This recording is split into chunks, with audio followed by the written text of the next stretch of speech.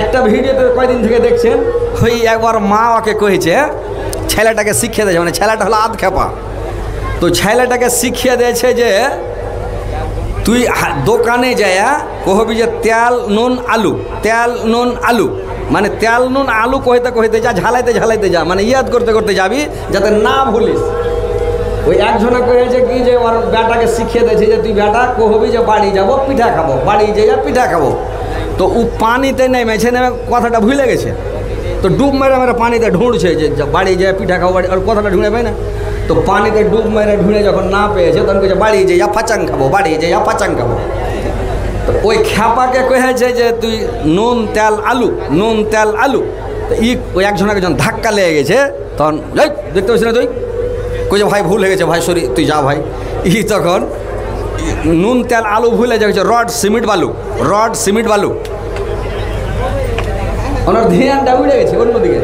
তো ওই লেগে বলছি ভাই যে জালসা শুনবেন মন দিয়া শুনবেন, জালসাটা মন দিয়ে শুনবেন না তো ওই রড সিমেন্ট বালু, রড সিমেন্ট বালু করতে থাকবেন, মানে বুঝতে পারবেন না। তো কথা হচ্ছে ভাই মন দিয়ে শুনেন, ধ্যান দিয়ে শুনেন, ইনশাল্লাহ বুঝতে পারবেন। সোনা বন্ধ আমার কথা শুনো না, তিনি মাদার দয়ার নবী,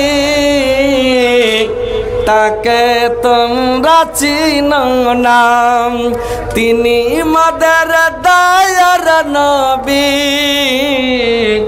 তাকে তোমরা চিনো না।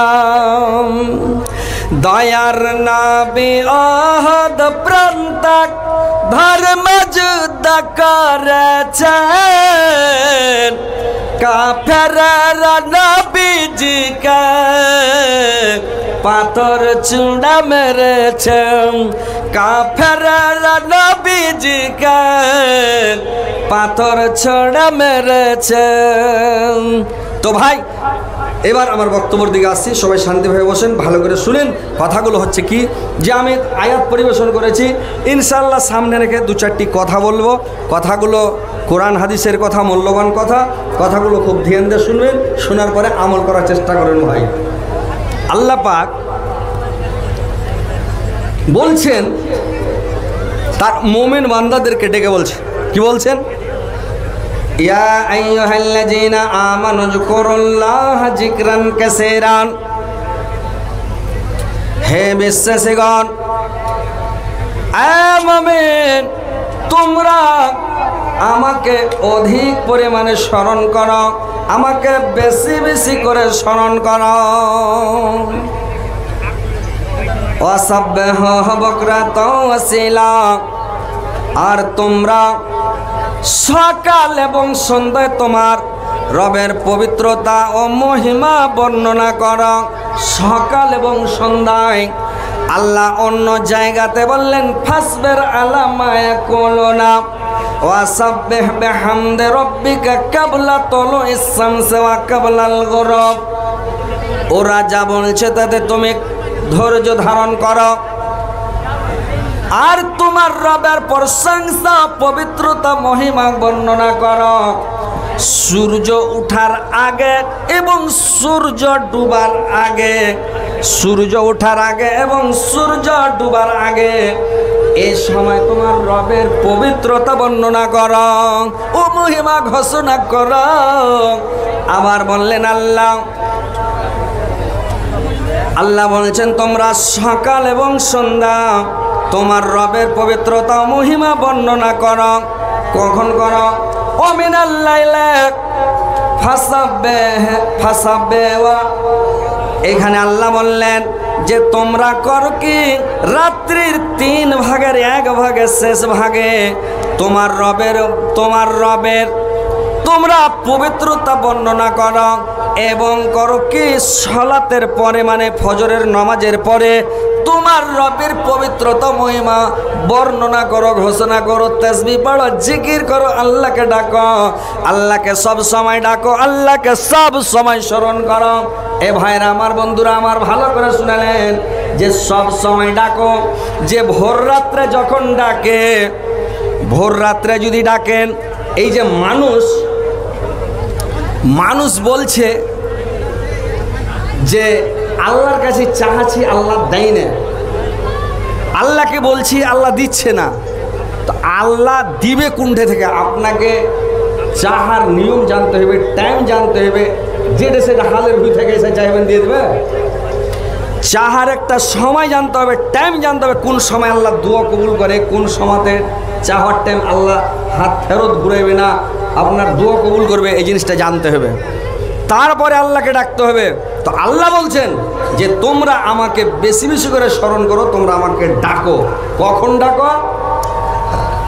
রাত্রির শেষ ভাগে, মানে 3 ভাগের শেষ ভাগ, যেটা লাস্টেকার ভাগ, ওই রাত্রিটাতে আল্লাহ দুনিয়াভি আসমানে এসে দেখে যে আমার কোন বান্দা আমার কাছে কি চাইছে, কোন বান্দা আমাকে ডাকছে, কোন বান্দা আমার কাছে ক্ষমা চাইছে, কোন বান্দা মাপ চাইছে, কোন বান্দা আমার কাছে ভিক্ষা চাইছে, কোন বান্দা আমার কাছে আশ্রয় চাইছে, কোন বান্দা কি চাইছে আমি দিব। তোমরা চাও না, তোমরা চাও আমি দেব, দেওয়ার জন্য বসে আছি। আল্লাহর কাছে কোনো জিনিসের কমি আছে ভাই? আল্লাহ যদি পৃথিবীর যত মানুষ আছে, সারা পৃথিবীর মানুষের যদি মনের আশা মিটিয়ে দেয় আল্লাহ, 2-4 খান গাড়ি, 2-4 10 তলা বাড়ি, আপনাকে 2-4-10 কোটি টাকা, আপনাকে 100 বিঘা জমি, 2-3টে স্ত্রী, 15-20টা বেটা, এই সমস্ত জিনিস দিয়ে যদি আপনার মনটাকে খুশি করে দেয়, তো সারা পৃথিবীর মানুষের মনের আশা যদি পূরণ করে দেয়, তাও আল্লাহর কাছে সমুদ্রের মধ্যে যদি একটা সূচ ডুবানো হয়, সুই ডুবা হয়, ওই সূচের আগালে যতটা জল উঠে বা সূচের আগালে যতটা জল উঠে, অতটাও আল্লাহর কাছে কমবে না ভাই। বুঝতে পেরেছেন? আল্লাহর কাছে কত আছে, কত আছে, সমুদ্রে সূচ ডুবিয়ে হবে 10-20 50-100 1000 ডোল পানি উঠিয়ে দিলে তো সমুদ্রে কমবে না। সেখানে বলছে একটা সূচ ডুবিয়া যতটা, বা একটা পাখির ঠোক মেরে যতটা পাখির ঠোঁটে জল উঠে, অতটাও কমবে না। কিন্তু আপনারা চাইতে জানেন না, আপনারা আল্লাহর কাছে নিতে জানেন, আল্লাহ দেওয়ার জন্য বসে আছে। কখন চাইতে হবে জানেন? এটা টাইম জেনে নেন। যখন ভোর রাত্রে আল্লাহ বললেন শেষ ভাগে, রাত 2টার পরে ভাই উঠে যান, আর 2টার পরে উঠে আপনার যেটা প্রয়োজন আছে আপনি সুন্দর করে উজু করেন, ভালো করে উজু করবেন। আর সুন্দর করে উজু করে কি করবেন জানেন ভাই?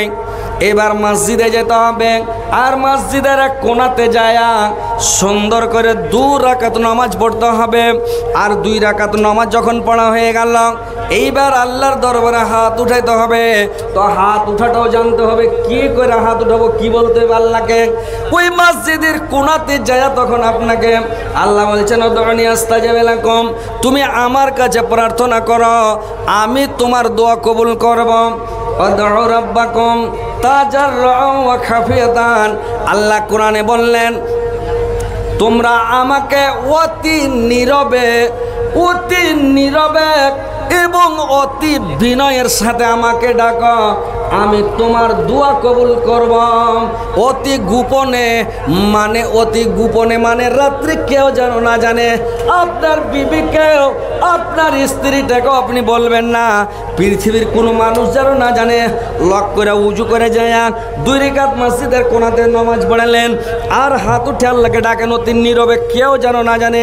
গুনগুন করে আল্লাহকে বলবেন, জোরে বলবেন না, গুনগুন করে আল্লাহকে বলেন, আর গুনগুন করে বলবেন, আর হাওমাও করে কাঁদতে হবে রে ভাই। আল্লাহ বলেন অতি বিনয়ের সাথে যদি আপনার চোখ দিয়ে পানি বের হয়ে যায়, সাথে সাথ কারেন্টের মতন দোয়া কবুল হয়ে গেল, আপনি যা চাইছেন দিয়ে দিবে। হযরতে উমর বলছেন আমার দোয়া যখন কবুল হয়ে যেত, আল্লাহর রাসূলকে বলছেন নবীগণ আমার দোয়া যখন কবুল হয়ে যেত, আমি বুঝতে পারতাম যে আমার দোয়া কবুল হয়ে গেছে। আল্লাহর রাসূল বললেন উমর তুমি কেমন করে বুঝতে পারতে? বললে আমার শরীরের চুলগুলো লোমগুলো কাটা কাটা হয়ে খাড়িয়ে যেত, আর আমার কি হতো, শরীরের লোমগুলো কাটা কাটা হয়ে দাঁড়িয়ে যেত, আর কি হতো যে আমার চোখ দিয়ে ঝরঝর করে জল বেরিয়ে যেত। আল্লাহর রাসূল বললেন যার চোখ দিয়ে জল বেরিয়ে যাবে তুমি জেনে নিও যে আমার দোয়া